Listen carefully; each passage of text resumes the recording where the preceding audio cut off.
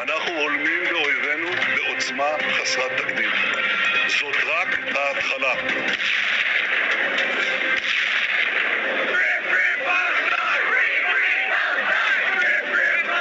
سجلنا انتصارات عودت فلسطين إلى الظاهرة. يا عرب، يا كل الدول نامي، يا الخلايا النامي، اصحوا حالكم.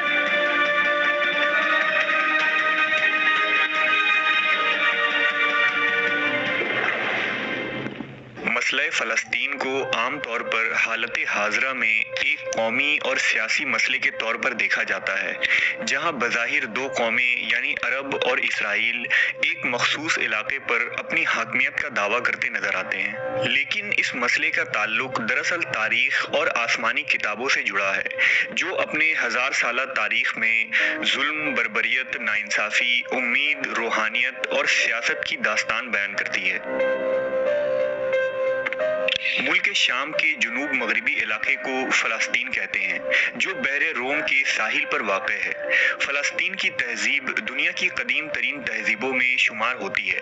تحقیق کے مطابق 11,000 سال پہلے جہاں سب سے پہلے انسان نے زمین سے فصل اگانی اور جہاں پہلی مرتبہ انسانی بستی بنا کر رہنے لگے، وہ سرزمین فلسطین ہی تھی۔ فلسطین یعنی ارض مقدس کو یہود و نصارہ کی مقدس کتابوں میں سرزمین موعود کہا گیا ہے۔ یہودیوں کے مطابق یہاں 3000 سال قبل از مسیح موسیٰ علیہ السلام جب بنی اسرائیل کے ساتھ آباد ہوئے تو آپ نے یہاں ایک عبادت گاہ کی بنیاد رکھی، جہاں حضرت داؤد اور سلیمان علیہ السلام کے زمانے میں عظیم ہیکل بنائی گئی تھی۔ جبکہ عیسائیوں کا ماننا ہے کہ بیت الحم یعنی وہ مقام جہاں عیسیٰ علیہ السلام کی پیدائش ہوئی تھی، وہ بھی فلسطین کے شہر یروشلم میں ہی ہے اور آپ یہیں سے مصلوب کیے گئے۔ جبکہ اسلام کی بات کریں تو قرآن مجید میں اسے پاک سرزمین اور بابرکت مقام کہا گیا ہے، جس کی طرف رسول اللہ صلی اللہ علیہ وسلم نے 16 یا 17 مہینوں تک رخ کر کے نماز ادا فرمائی۔ اسراء و معراج کے موقع پر بھی حضور مسجد حرم سے براق کے ذریعہ بیت المقدس تشریف لائے اور تمام نبیوں کی امامت فرمائی، لہذا بیت المقدس کو مسجد حرام اور مسجد نبوی کے بعد تیسرا حرم قرار دیا گیا ہے۔ سال 638 عیسوی میں خلیفہ ثانی حضرت عمر بن خطاب کی قیادت میں فلسطین کو فتح کیا گیا، جہاں اس وقت روم کے عیسائیوں کی حکومت تھی۔ حضرت عمر جب یروشلم میں فاتح کی حیثیت سے داخل ہوئے تو سب سے پہلے اس چٹان کے قریب ایک مسجد بنانے کا حکم دیا، جہاں نبی صلی اللہ علیہ وسلم سفر معراج پر تشریف لے گئے تھے، اور اس مسجد کو ہم آج مسجد اقصیٰ کے نام سے جانتے ہیں۔ اموی دور حکومت میں عبد الملک بن مروان نے حرم شریف کے احاطے میں ہی قبۃ الصخرہ کی تعمیر کی، جسے اقصیٰ کے قریب ہی بنایا گیا تھا اور جو آج بھی دنیا کے خوبصورت ترین عمارتوں میں شمار ہوتا ہے۔ تقریباً 500 سالوں تک ارض فلسطین مسلمانوں کے اختیار میں ہی رہا، جہاں بربر اور عرب مسلمان آ کر آباد ہوئے اور اس زمین پر اسلام اور عربی ثقافت کا ایک گہرا اثر چھوڑا۔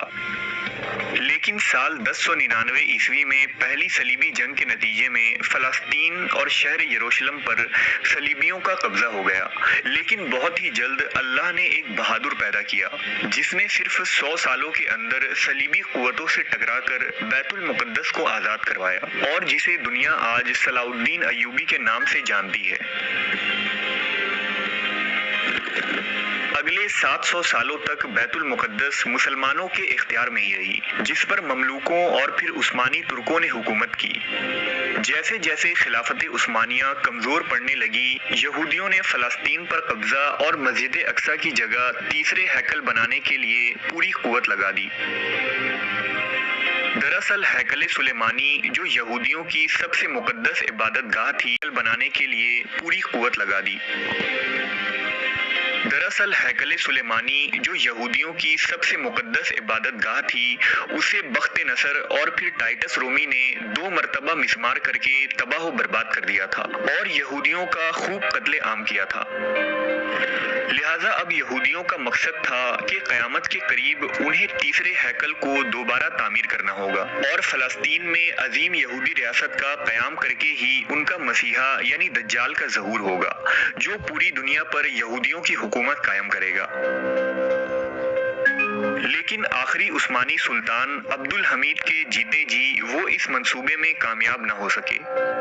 دراصل یہودی قوم سلیمان علیہ السلام کے بعد در بدر مختلف ملکوں میں پھرتے رہے اور 2000 سالوں سے ان کا کوئی اپنا ملک یا ریاست نہیں تھا۔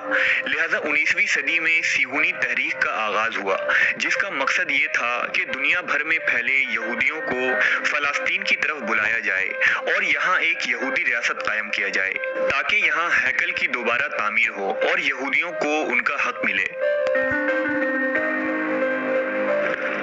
چنانچہ پہلی عالمی جنگ کے بعد جب سلطنت عثمانیہ کا خاتمہ ہوا تو فلسطین پر برطانیہ کا قبضہ ہو گیا، لہٰذا یورپی ممالک نے صہیونی تحریک کی حمایت کر دی اور دنیا بھر کے یہودی فلسطین آ کر آباد ہونے لگے، جس کا نتیجہ یہ ہوا کہ یہودیوں اور وہاں موجود عربوں میں تنازعات بڑھنے لگے۔ لہٰذا ایسی صورت میں UN نے فلسطین کا کنٹرول سنبھال لیا۔ یونائٹڈ نیشن نے فلسطین کو 2 علیحدہ ملکوں یعنی عرب فلسطین اور یہودی اسرائیل میں تقسیم کرنے کا منصوبہ پیش کیا، جبکہ یروشلم کو یونائٹڈ نیشن نے اپنی کنٹرول میں ہی رکھا جہاں 3 بڑے مذاہب کی عبادت گاہ اور مقدس مقامات تھے۔ آخر کار 14 مئی سال 1948 کو اسرائیل وجود میں آیا، لیکن ارد گرد کے عرب ملکوں نے اسرائیل کو تسلیم کرنے سے انکار کر دیا، چنانچہ عرب اسرائیل جنگ کا آغاز ہوا۔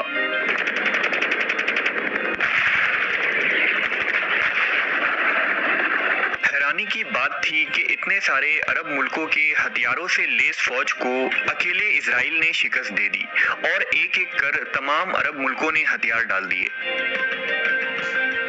اب اسرائیل نے یونائٹڈ نیشن کے پارٹیشن پلان کے برخلاف ان علاقوں پر بھی قبضہ کر لیا جو فلسطین کا حصہ تھا، نتیجتاً 7 لاکھ فلسطین مسلمان بے گھر ہو گئے۔ اس دن کو النکبہ یعنی تباہی کے دن سے یاد کیا جاتا ہے۔